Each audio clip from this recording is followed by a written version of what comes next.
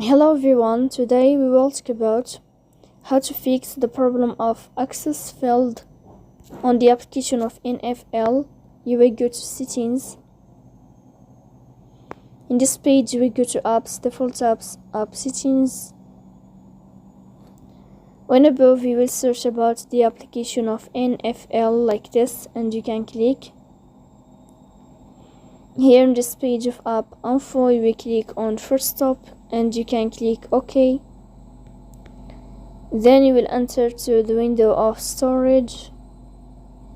Then we click on clear cache, but pay attention, don't click clear data because that can delete your account. In the end you can turn off your Wi-Fi and you can restart your phone or turn on your Wi-Fi again. So please don't forget to support us by like and subscribe. See you next time in another video, and thank you for your watching.